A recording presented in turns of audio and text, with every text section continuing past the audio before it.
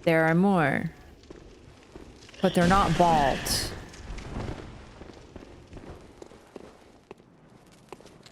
Yeah, they have bowl cuts. They are also pretty beastly. They don't seem to have any sort of intelligence. They only exist here. It's like patches with a bowl cut. It's like the actual words. Like, what would you rather be? Bald or bowl cut? Definitely bald.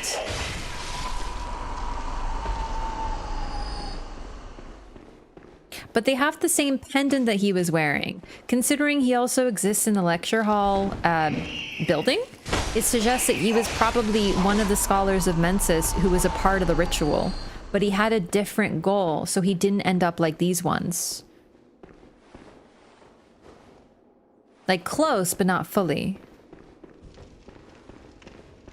The Petrus patches dichotomy. Holy shit, I forgot that Petrus also has a bowl cut.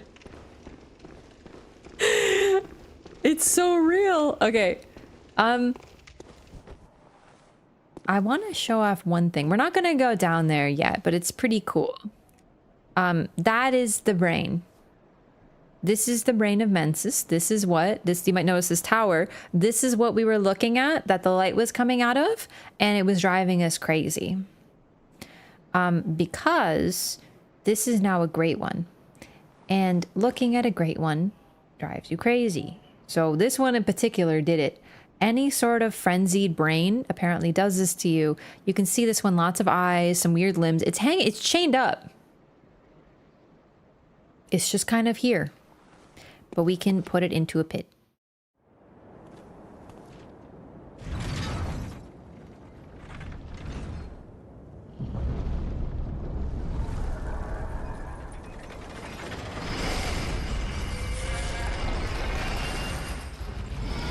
You can see it's chained up and the chains are like nailed into it. Considering how Mikolash sees other people and he uses them like puppets, I think the reason this thing is strung up is just as another tool to prevent anyone from getting into his nightmare that he doesn't want, especially people with high insight who would be very susceptible to it. These are bodies that died of frenzy. And this is where it was. It's got arms? It does. I made an invader watch this cutscene, then I killed him. One of my proudest moments as a PvE Care Bear. That's beautiful. You know, I'm usually on the PvP side, but real recognize real. Barely get through like the first house in RE4. Really? Have you played other horror games? I really like RE4. It's very spooky, but like it's just a well done horror game. It's not too scary, like in a good way. I mean that as a positive. I like survival horror. Right, okay. So this is a really cool thing. Iron door key. Key to the iron gate blocking the great mid-level bridge. One of the 3 great bridges that link the 2 cathedral cradles. This key opens the iron door that leads to the mid-level bridge. There are no thieves in the nightmare. Then why lock a door? Be warned, there must be a very, very good reason. So I think Mikolash probably put this up here as a preventative measure. I don't know how he did it, to be honest, necessarily. It could be that they trapped themselves, but Mikolash was probably also susceptible to the frenzying mechanic of this. This leads to Mikolash's boss fight.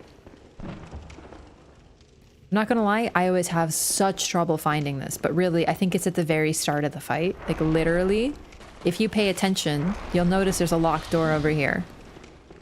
But you can't get through it. The boss, the key is found inside the... Where is it? Oh my god. Here. The key is found inside the fight. If you come here when the brain is still active, you're getting frenzied to shit.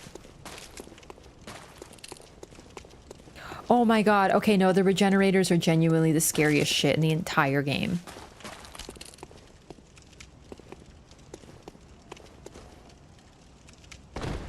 More eyes.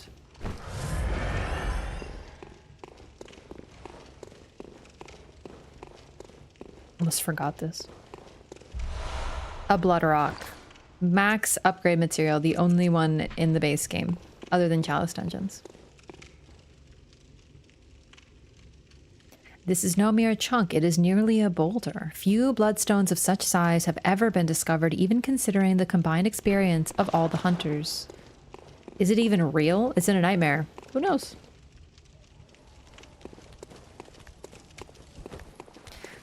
You can actually visit the brain as well.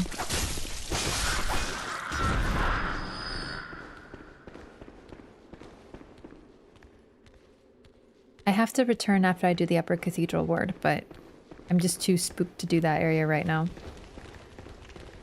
I went the wrong way.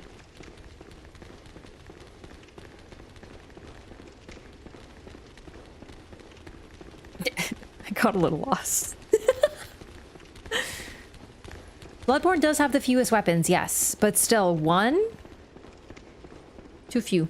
They rectified this with patches. Not patches, but later patches. This is new. This is not here before. This only appears when you knock the brain into the pit.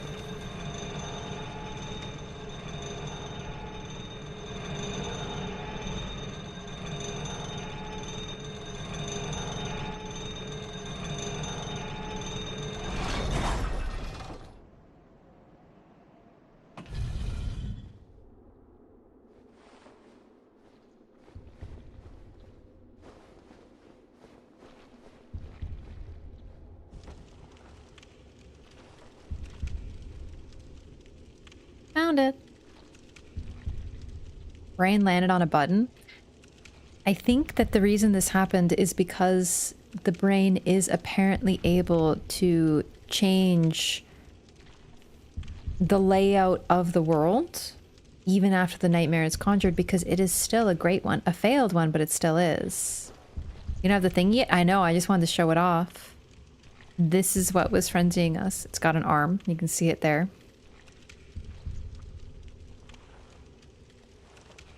It also beats like a heart, or at least it has a heart.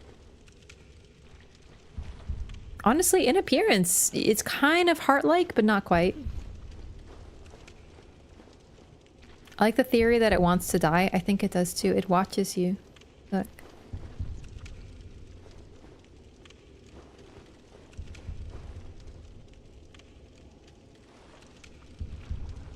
In the dark, it doesn't frenzy you. It is possible, because it's no longer chained up, you can see. There's no chains, there's no nails.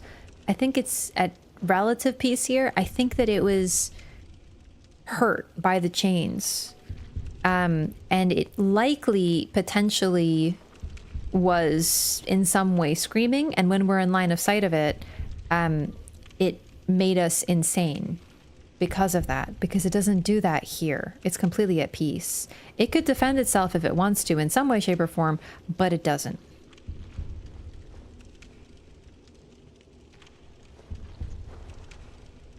I think that it was... Oh my god, it's like a consequence. Where's... Oh my god, I can't tell where the elevator is. There it is.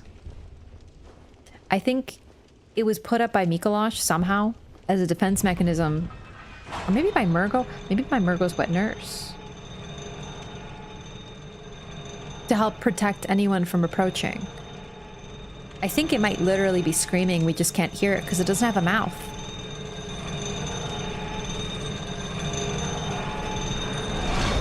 Is this a 60 FPS patch version? No, this is just vanilla. You can use a gesture there? You can, I don't have it yet. You get it at the Upper Cathedral Ward. We'll be back. Like, please don't misunderstand. I'm gonna come back. I just wanted to show that off while we're here because it's really cool.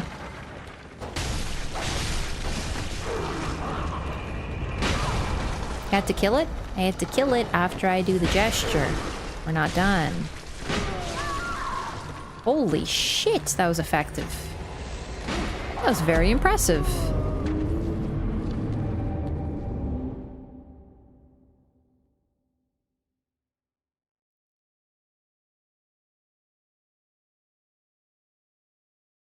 Half-Life 2's chapter, We Don't Go to Ravenholm? Ooh, what's so scary about it?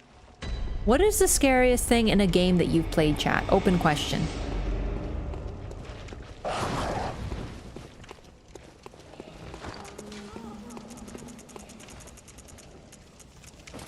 just has to be the entire game of Visage, but that's because it was really scary. It's kind of a freebie. No, what, like, particular thing. Like not just game. Tell me, like, what in the game, right? For Visage, for me, it was that really scary, I mean, I think just wandering in the house and then the scary lady would come after you, but I think it had to be the section with the scary girl in chapter 2 with the dark-haired girl, where you go to the treehouse and then you hear talking and you just have to wait for the world, for like the world to change, and it's like you're kind of like trapped there and you want to run but you can't run because like you have to wait for it to trigger and there's nowhere to go. That scared the shit out of me. The part in the treehouse in Visage, that I think was the worst.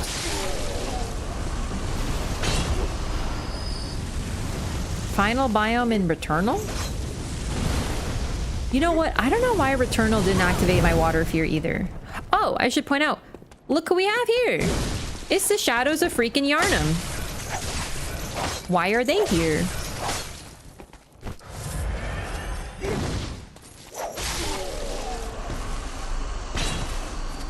Outlast 2, the Pickaxe Woman. And the school scenes. Okay, I'll keep that in mind. I haven't played Outlast. I mean, I can't. It's too scary for me. I've watched a playthrough.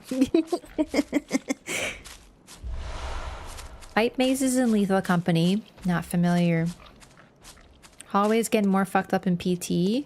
PT is a spooky concept. I really don't know if it would have lived up to what it created if it released, but the concept was very sound. Fallout 3, the DC metro areas with no lights and many feral ghouls. That's the scariest thing in a non-horror game, if you ask me. I'm with you. Deepness and Hollow Knight? I love Deepness and Hollow Knight.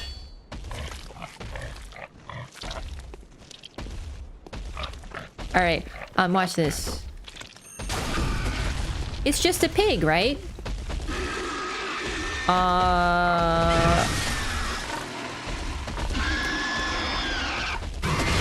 Nightmare eyeball pig. Fallout 3 Dunwich building? I don't remember what that is. Dead Space? Dead Space is scary. I haven't played the original, but the remake was really spooky.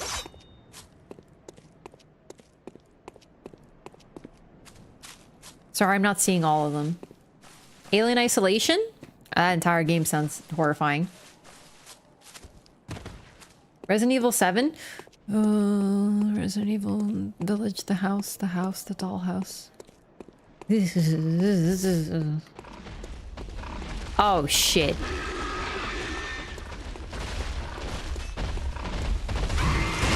I don't know why I tried to parry the pig. I think you can, actually, but I don't normally.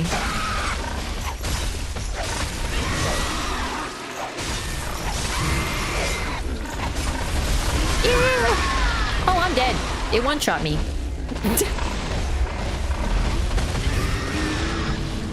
Dunwich building. I gotta look that up. I'm sure I've explored it.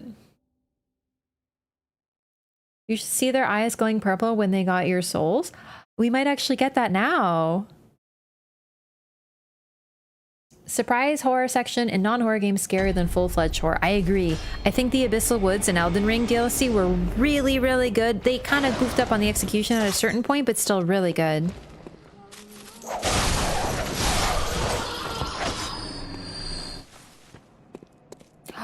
Oh, yeah, the scary section in the Witcher 3 DLC. Did someone mention that with the Bruxa? God, that was so cool. Or Bruxa.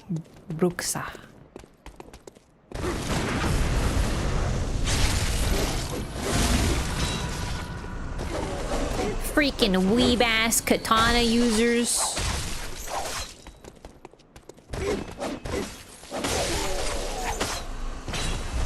Abyssal Woods is really good until you realize it's empty. Yes, I agree.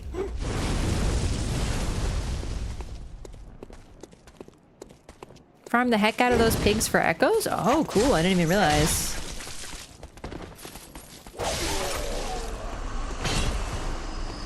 It's a pretty time-honored tradition in FromSoft games to put bosses as just regular enemies. Oh, there we go. Look. Let's see that pretty face. Oh,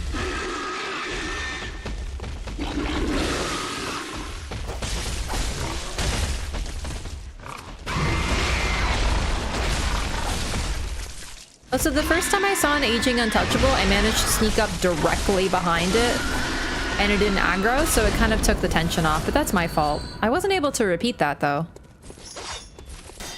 Last of Us Part 1, the hotel basement? Oh, Last of Us in general is a really scary game.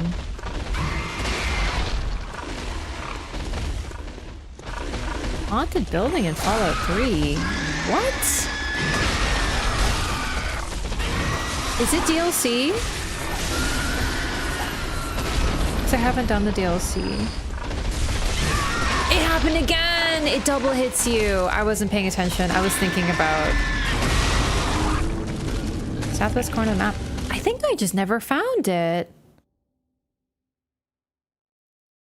Being inside the vessel after the warp and Outer Wilds was unnerving to the point I had to quit out. Wait.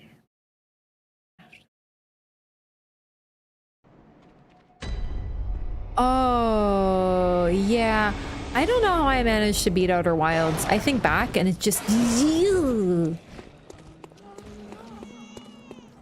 Not even the DLC. I'm talking base game Outer Wilds, but... the DLC as well. Why is your Visage playthrough just one video? No. I guess I should just... I don't know. It's funny, but... I guess I should edit more. I don't know. Unfortunately, the problem with the Visage is I'm such a scared baby that I spent a lot of time just hiding and crying, and I didn't really make much progress, so it's really slow.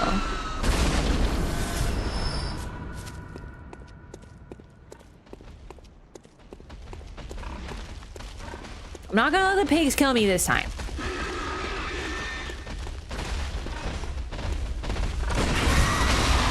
I actually don't know if you can parry the pig. Okay. I feel like you can. I've just never really done it.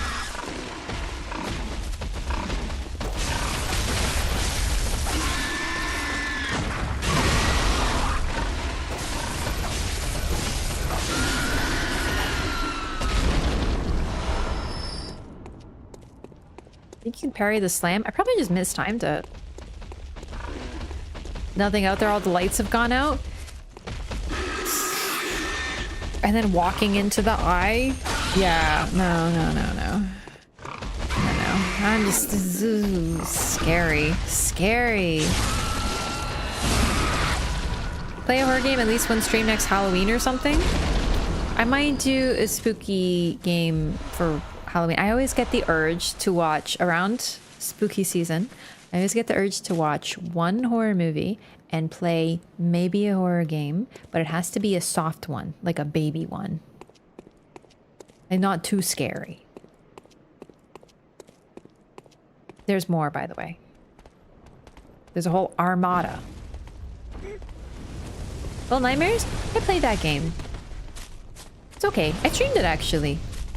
I clicked the wrong button.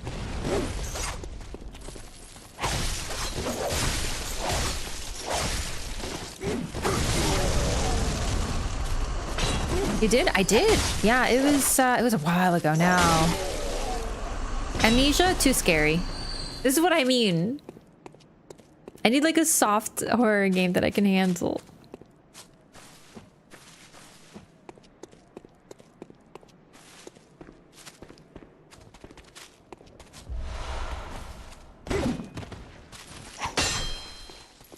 I almost cried at Ocarina of Time. That game is terrifying.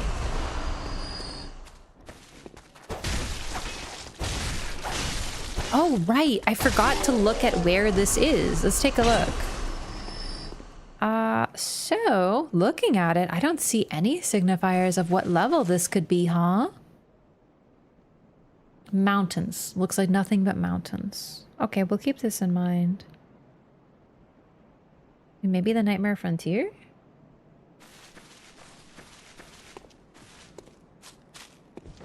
I think this is on top of the Nightmare Frontier. I'm not sure, though.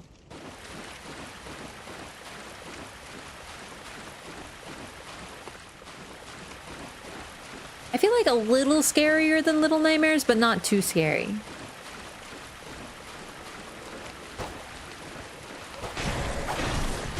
Although I haven't played Little Nightmares 2. Benevento Mansion? That's like the scariest shit ever, ever, ever, ever. That's like right after Visage for me. Holy shit. Almost fell. The Hands in Wind Waker? Oh, I haven't played Wind Waker yet. I actually really want to play the Zelda games, like the classic Zelda games that I didn't play. I played Ocarina of Time and I played Majora's Mask. Majora's was my favorite until Breath of the Wild because it's so creepy. But I'd love to play like Wind Waker. I've never played them before, and that's like my golden age of gaming. The GameCube era, I just never played it. It is a lot of boat water stuff though. That scares me. Is there swimming in that game? Is it scary? Like, can you get like can you lose your ship or something and like be in the middle of the water? I think that'd be too scary for me. Never gone underwater? Promising. Thank you. There's a theory that Link is dead the entire time in Majora's Mask. That's interesting. So lots of boating? But like, can you ever like be stuck in the water without your boat, like in the middle of nowhere? Or something? Prey, a horror game. I don't know what that is. Oh shit, this is big lore. I forgot. You know the hardest boss in Bloodborne? It's subjective. Your boat will always be near you? Okay, that's good. That's good. All right.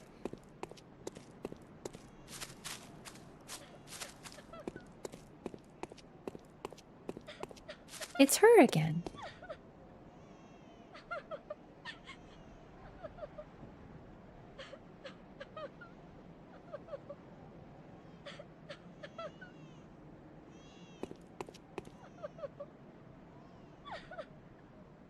It's our first time seeing her, but she's sitting here crying. Her hands are bound, just like the ladies in Canehurst. She's also Tumerian. You can tell by her face, like her facial structure, how tall she is, her pale hair, everything.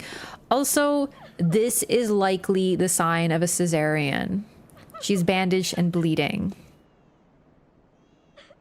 Even if it's not directly, like this is supposed to evoke the idea that she had a child that was taken from her.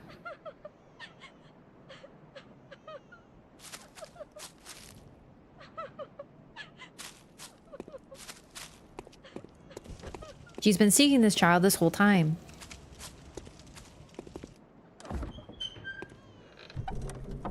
And then we get Yosefka's blood vial. Really weird location to find it. To be honest, this is one of the major mysteries. I don't know why this is here. This is one thing I'm really not sure about. If anyone has any theories, feel free to share. Hey, Metal Master, thank you so much for the 4 months. Welcome back. Thank you so much. Appreciate the support. No clue. Yeah, that's kind of how I feel as well. Murgo is one of the coolest boss designs. I agree. Listen, I'm going to be that person because I want to clarify. The boss is not Murgo. I know why. The boss that we're about to fight is named Murgo's wet nurse, and we'll get into all that. But it's the same as when people call Orphan Koss. Orphan is not Koss. Orphan is the orphan of Koss. I normally call it Murgo's. Yeah, it's a little bit of a nerd moment. It's a little bit of a, well, actually. But in all seriousness, it's something that I feel people misunderstand.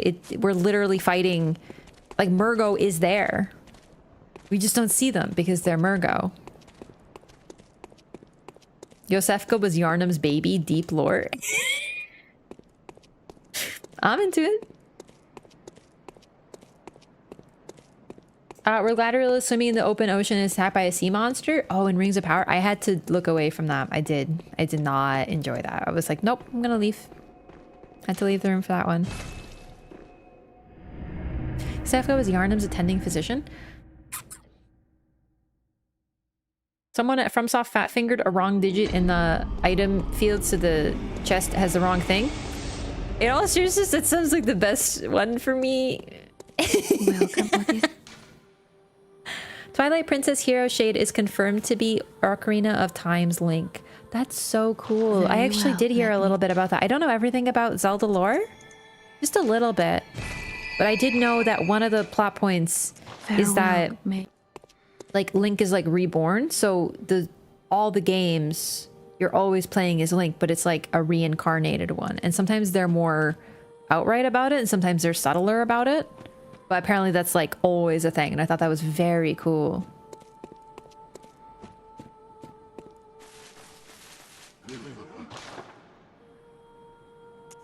Multiple timelines? Oh, there are also multiple timelines. That's true, actually, now that I think about it. It's like Consort of Mikola. It's not Mikola, it's the consort. True, but the difference is that Mikola does get involved in the fight. So calling the fight Mikola is not necessarily inaccurate because phase 2, Mikola does join and is a part of it. But Murgo is not who you're fighting in that. He kind of technically is, but it isn't. You're not fighting Murgo. You're fighting someone trying to keep Murgo from you. We're not going to fight the wet nurse right now. Just because fighting the wet nurse causes a world change that I don't want to trigger. Think of it like burning the Erd Tree. I don't want to trigger it right now. If you know, you know. I think it's time for more Chalice dungeons. Twilight Princess, the hero dies timeline? I think so. So there's like in Twilight Princess, I haven't played that one either, but apparently there's like a shade that fights, that helps you, and it's apparently like a Link that died or something, but like didn't succeed. Nope. Oh, I thought that was it. Don't ask me about Zelda lore. I know very little. To be fair, for the games I played, I feel like I know a fair bit. Do you know what I mean? Like I played Ocarina of Time and Majora's Mask and Breath of the Wild.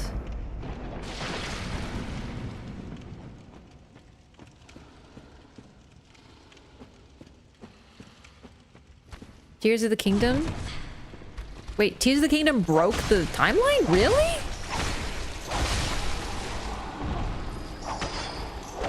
Oh, okay. I didn't know that. Well, to be fair, I haven't played it. I gotta play more Tears of the Kingdom. Like, I had some problems with it just because I don't really like building. I am weird. I know building is like everyone's favorite thing and people love sandboxes where you can just build shit. I don't love it.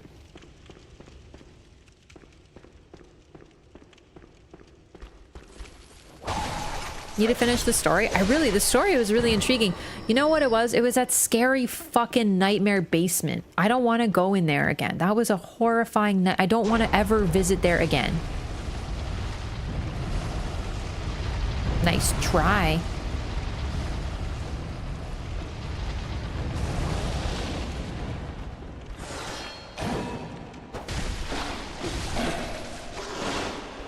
Beloved Lauren Chalice?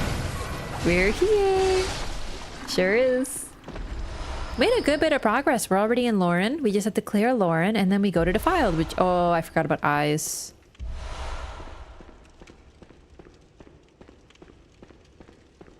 Ugh.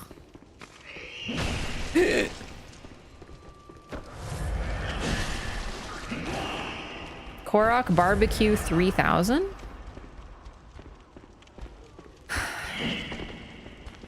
I didn't see that, but I saw a gif of, not a gif, a video of someone's build in Tears of the Kingdom, and they built some sort of like Korok spanking machine. Basically, there's like paddles and they're hitting the Koroks on the butt and they go, ow, ow, ow, and it's just continually spanking them. And I was like, this is a troubling game. It was really funny though.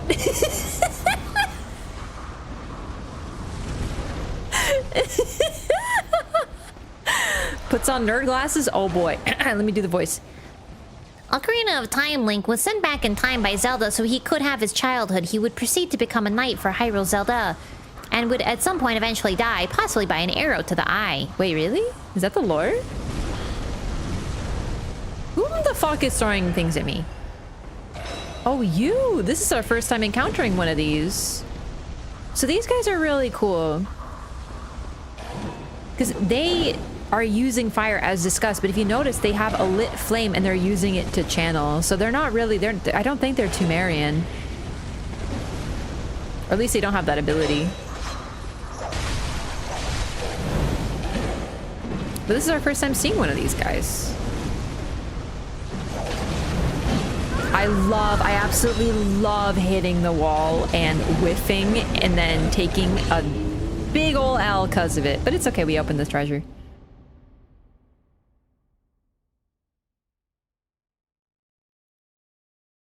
Building sims require a certain amount of creativity and an active imagination. Both these things I am highly deficient. I consider myself fairly imaginative. I consider myself fairly creative. I just don't like building things. I don't. I simply do not. I want my souls back though.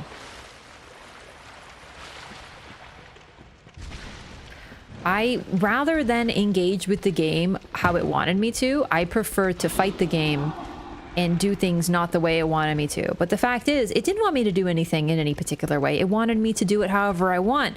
But I made it my mission to be a defiant little MFer and break the game as much as possible. But that's part of it. But I still... You know what I mean? I don't know what it was. It's a good game. I don't like building, dude. I don't want to put like a fucking rocket on a car and make it fly. I just don't care for this. Super Mario Maker? I have also no interest. None. Which of you has my souls? Fuck. I'll see him. You!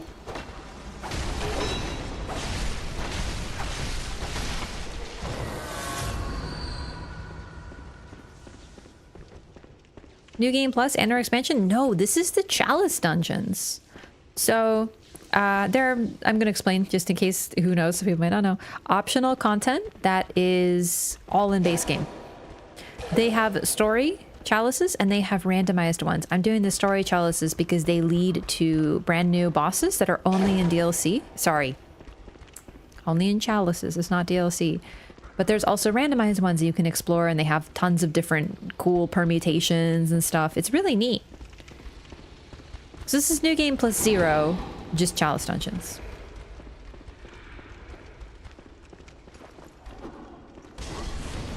I feel like I could enjoy Tears of the Kingdom. I don't know. I have to get more into it. Maybe I'll give it another shot. But I really didn't like the scary basement. I don't think I can do that alone.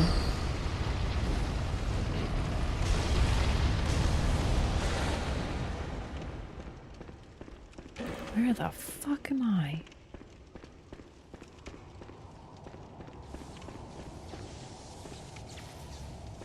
I'm in a big circle.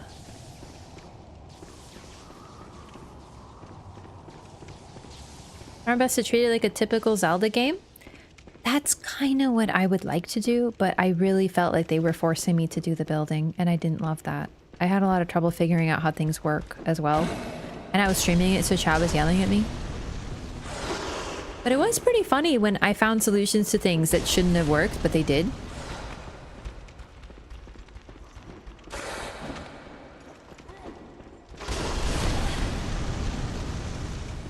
Also, the tutorial forces you to learn to build because they're tutorial. It's a tutorial, you have to learn. So I get it, but I was really annoyed by it, so it kind of turned me off really quick. Scary basement comes back and is so much worse than initially indicated. Okay, but I've been exploring the scary basement already in that game, and it was really scary. I don't want to go there again. I'm too scared. I don't like the scary basement.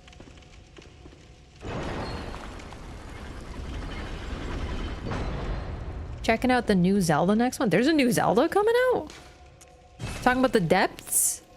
Yeah, I went down there and it was huge. You might like this new indie game I've heard about called Minecraft. See, I don't. I get overwhelmed in Minecraft. I don't know what to build. You wanna know what I do in Minecraft? Oh, Flora. Shut up. Of the moon. Of the dream. Oh, little ones.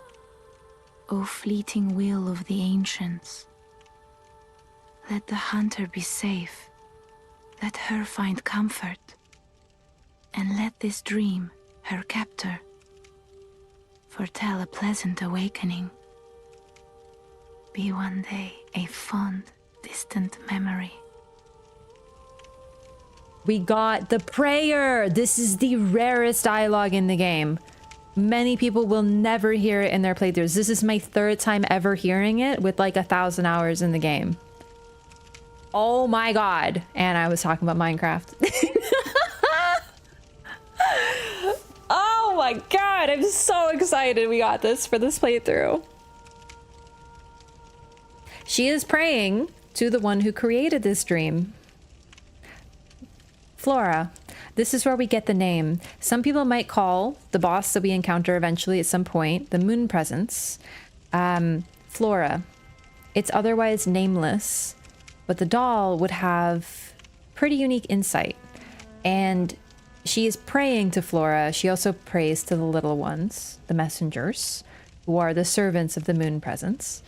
And she prays that we will wake up and have a pleasant awakening. She also calls the dream our captor because we are trapped here. We can't leave. We have no way out. It's not super spelled out, but yeah, we're trapped. We can't leave. Like if we don't want to continue in Yharnam, we have no way to get out. So the doll is praying that we might be freed. It's phenomenal dialogue. It also, she prays, she chooses to.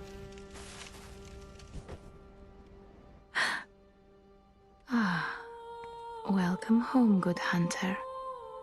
I must have drifted off. What is it you desire? And she claims to be sleeping. She does the same thing as when you approach her when she is sleeping down there. It's as if she prays in her sleep.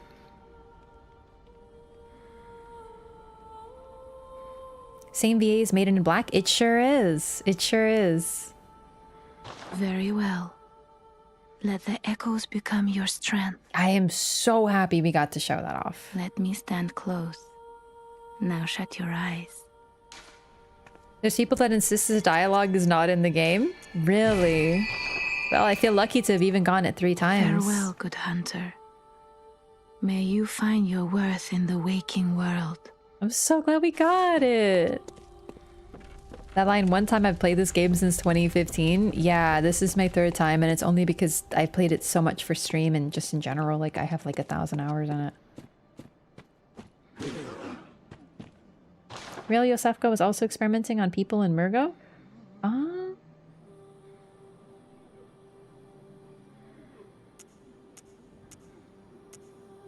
don't know. I don't know that she is. I'm not saying that Yosefka's like a good person. But she sure gets fridged pretty early, so maybe she actually is. Its name is Flora, Latin for flower. I mean, it's a name that we still use. Flora, floral, flower, yeah, absolutely. Emphasis on smell in this game? Yeah. We probably smell like a flower. That's what the moon smells like. Also, this is the only place in the game that these flowers exist.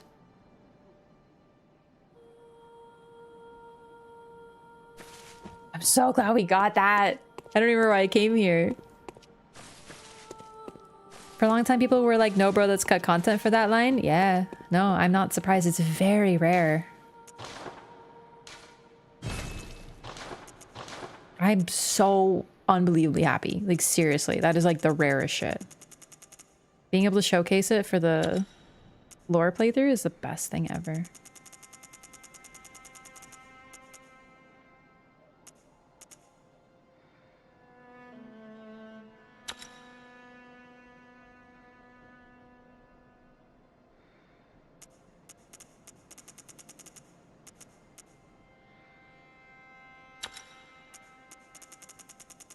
I don't know if these ones are good to use because they're like attack, you know, up and versus beast down. Like, I don't really know if these are good, to be honest.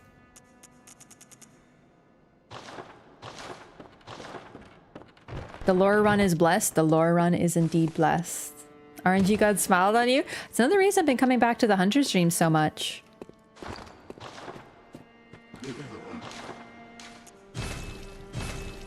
as frustrating as it can be, the fact that you have to come back to the Hunter's Dream, this is part of what they did for it. Well, no, it's the beast down pretty much. Okay, good. I wasn't sure how it works, like, mathematically. But the problem is I have one... Hang on. What did I do? I have attack versus beast down 9 and attack versus the kin down 9. Isn't that, like, everything? Should I not use both? I don't really have that many curse gems. I don't know. Because it's only 1% more. Like, is it really that good? Remove one of them? Okay. Okay, that's fair. Beasts are less threatening. We can always change it later if we're fighting up, like if I'm stuck on a boss or something. Is that possible? Totally. I can totally get stuck on bosses.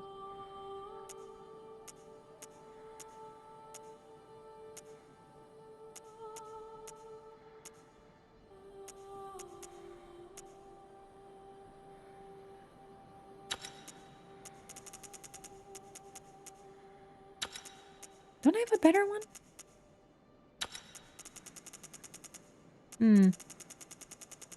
Guess not. Plus kin are very rare. True. A lot of enemies that are neither, specifically in Chalice Dungeons. That's true. 2 18s and a curse one in the 3rd slot. Isn't that what I have? Oh, no, I understand. That makes a lot of sense. No. That's I'm picking up what you're putting down. Okay. So we put 2 18s because that one fits, you know. Yeah. Oh my god. I have too many.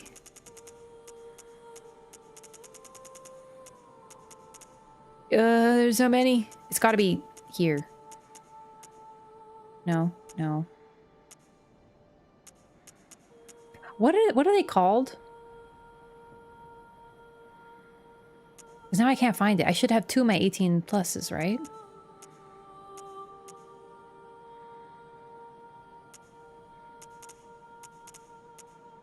Any plans for future Lorathons? I'm playing all the FromSoft games, the modern ones. Tempering Damp Blood Gems. Tempering Damp. Here we go. Am I... There it is. Oh my god. Thank you. Took me a minute.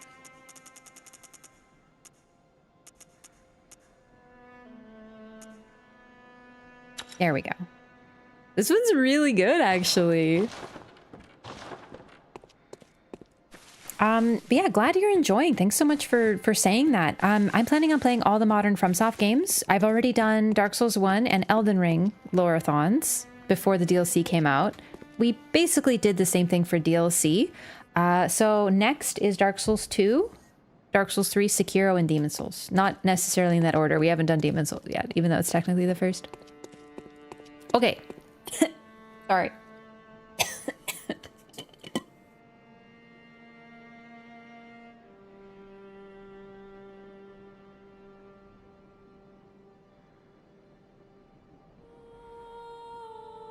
Persons are great for low-level PvP because you didn't have to go into the chalices at low level. True. Enchanted Arms in Kingsfield? I love that.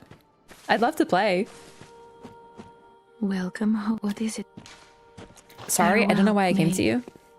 The DLC is entered through this grave, by the way. I guess my autopilot kicked in even though I haven't done the DLC in a long time. Take it easy, breathe. I'm just coughing. I'm fine. I would love to do Durasane, but I don't have a PS thingy. And I also get really bad motion sickness. You know, I know some people don't like DS2. I understand. I'm hoping that maybe some people will give it a shot or give it another shot after watching me play, because I am like the biggest DS2 enjoyer on the entire planet. And I love that game very much. So, who knows? I hope that I can be that person who sort of shines some light and some sunshine into Dark Souls 2, because I feel like it's very popular to hate it. Ooh. Like it myself, good armors, greatest fashion in the entire series, no doubt. Why don't some people like Dark Souls 2? Lot of different reasons. I'll give most of the common ones. Number one It was very different from Dark Souls 1. Very different. So, can you chill for 1 second? So a lot of people who expected, you know, the usual, a sequel is the game, but more, I guess. It wasn't that, so that disappointed people. Holy shit!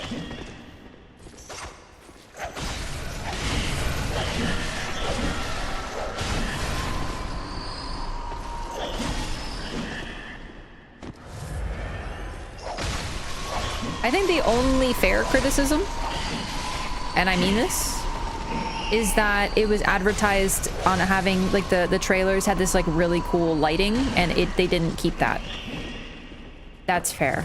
The rest of it, I think, is all BS. You'll hear a lot about bad hitboxes, you'll hear about, like, you know, unfinished, not canon, just Miyazaki personally hates it and cries every night he thinks about it. You'll hear a lot of stuff like that.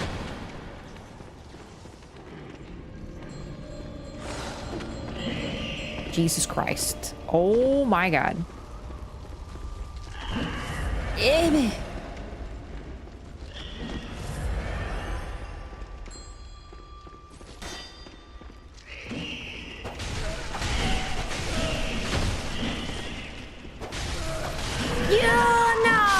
I had a feeling that would happen. I pushed it too much. There was too many of them.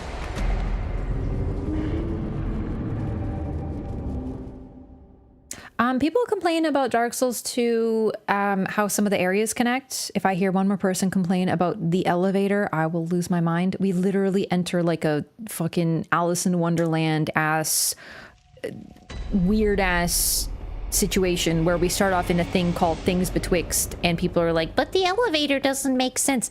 Have you never read Alice in Wonderland? You absolute Philistine!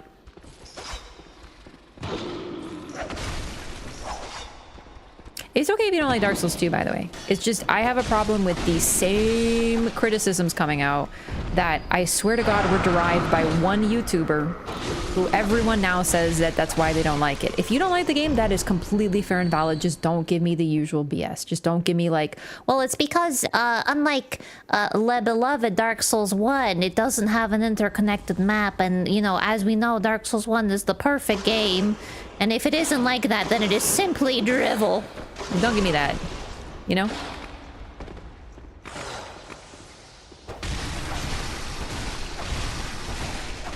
God, everything's so fucking strong.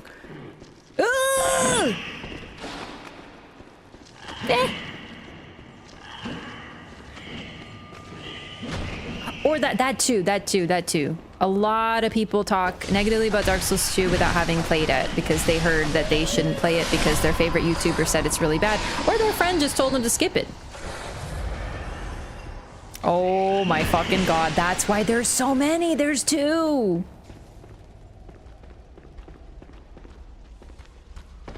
There you are.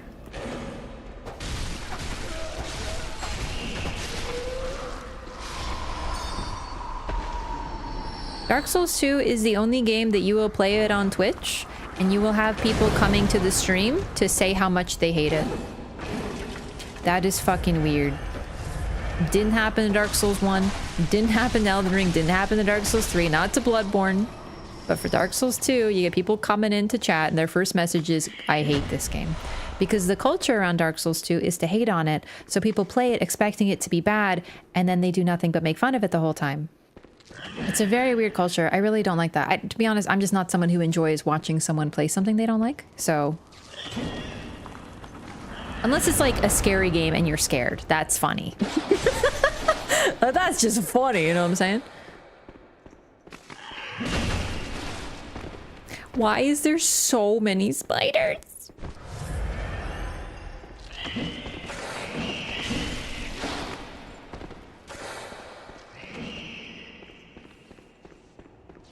Levels in DS2 are gorgeous. Yeah.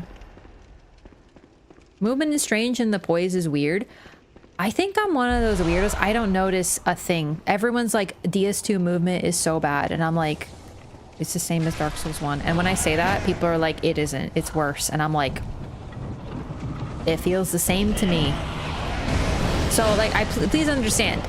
maybe I'm broken. I don't notice a difference between 30 and 60 FPS, but I just know that I love Dark Souls 2. It's not. See, this happens every time. I'm like, I don't notice a difference, and people are like, there's a difference, and I'm like, okay, if you say so, I don't notice. When you play DS1, if you play it on release, you will see how people have a found connection with it. No, I'm not saying that. My problem is using Dark Souls 1 to insult Dark Souls 2. I don't think that makes any sense. They are different games, and it's good that there's such a variety. That was a little too bold. God, this area is a nightmare. So, Dark Souls 1 does a really cool interconnected map, and that's beautiful. I remember the moments where I first found Firelink Shrine after being in Blighttown, and I was like, what? That was really cool. In Dark Souls 2, I love how you explore and you really feel like you're getting somewhere. They both do something cool and different. My issue is basically a lot of the complaints about Dark Souls 2 is that it's not Dark Souls 1. That's really the crux of my entire problem, because why don't you just enjoy it for what it is? Because it's a wonderful game. That I agree with. That Dark Souls 2 is they don't really pick up any of the threads that they started in Dark Souls 3. The only major movement difference between DS2 and other From games is you can't redirect a roll attack. It's got to be more than that, though, right? Because that can't be what people are talking about. Ugh. Okay, well, that's okay. We found the item in here. I should probably clear this place, but like, this is a fucking nightmare of spiders. If DS2 was your first Souls game, then it's your first love. DS2 was my last Souls game. I played all of them first. My play order was nonsensical. Dark Souls is my favorite after Bloodborne. But in terms of Souls, it's my favorite. So even if you want to say, oh, you only like it if it's your first one, not true.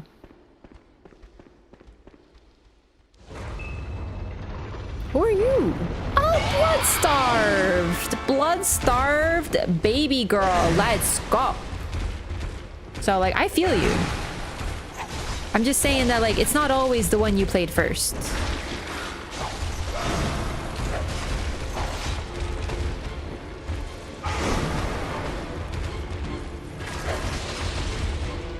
Please understand, I'm not talking about anyone who's like, oh, I just don't want to play it again. Not at all. Like, you're allowed to not like any game. I'm not trying to call anyone out, not in chat. I'm talking about the folks who come to chat. It's gonna happen when I play Dark Souls 2. You're gonna see it. There's gonna be first-time chatter, and they're gonna be saying, God, I hate Dark Souls 2. You know what I mean? That's what I have a problem with. It's a good game, but it's not a good Souls game. The hitboxes are just egregious. Unfinished game. Miyazaki hates it. Any of that. Not complaining about that? Exactly, that's what I mean. I'm just trying to make sure no one in chat thinks I'm like talking about anyone here right now, because no one's doing that. Oops. Also, some of my favorite bosses are from Dark Souls 2. Like, in all the games.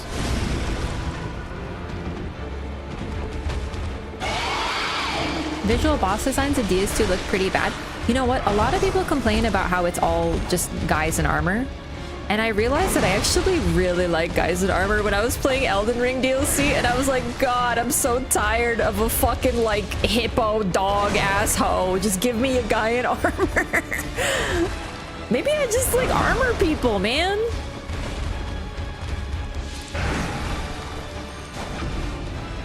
The only game where I like beast fights and not dudes in armor is this one, and they haven't hit it since.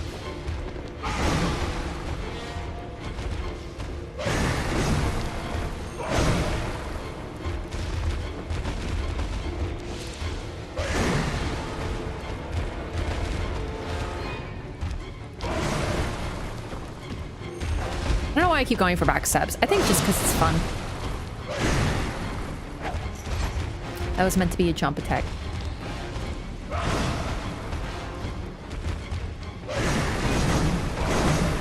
Also, apparently these controller dead zones, I don't know what that means.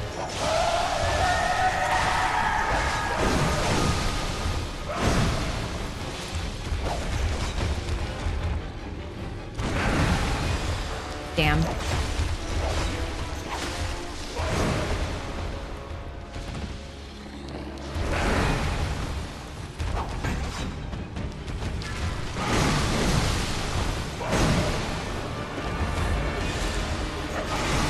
Oops. Does Miyazaki really hate it? No, that is complete misinfo. I think it's just like... Here's actually a really good piece of evidence about how Miyazaki feels about Dark Souls 2, okay? So, the reason people claim that Miyazaki hates Dark Souls 2 is that he didn't work on it directly. It was another team. Headed by, Tanemura? I think Yui Tanemura? Sorry, I'm terrible with names. Anyway, Tanemura directed Dark Souls 2. And you might recognize that name because he also co-directed Dark Souls 3 and fucking Elden Ring. So this whole dialogue of like, oh, Miyazaki despised Dark Souls 2 and was embarrassed about it. Yeah, that's why he brought the director on as a co-director to work on the next two games, the next title, and also Elden Ring, their fucking magnum opus. I don't know who worked on Sekiro, admittedly. That's a empty spot in my memory.